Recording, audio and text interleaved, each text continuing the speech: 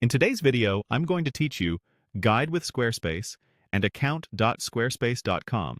We'll walk through starting from the Squarespace website, moving into your account dashboard, and then setting up product categories using a product block and a new product group.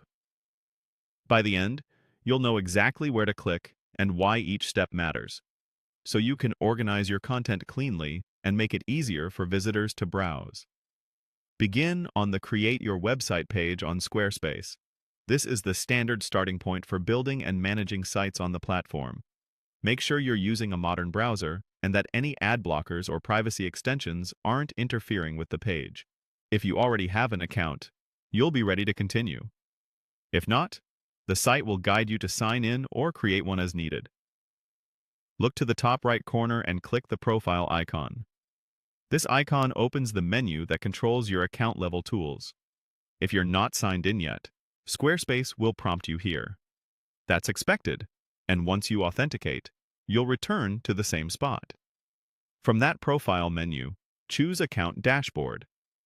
Think of the Account Dashboard as your command center. It's where Squarespace centralizes everything you own or manage, including websites, billing, and key settings. Taking a moment here to confirm you're in the correct account can save time later, especially if you manage multiple sites.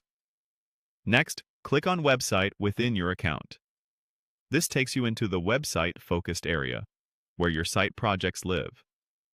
Here, Squarespace presents your sites and the tools to work on them.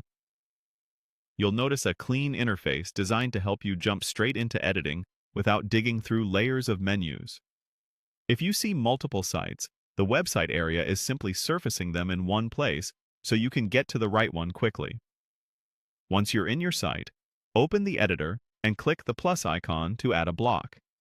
Choose the product block. This block lets you showcase items in a structured way and is perfect when you want to organize products or events by category.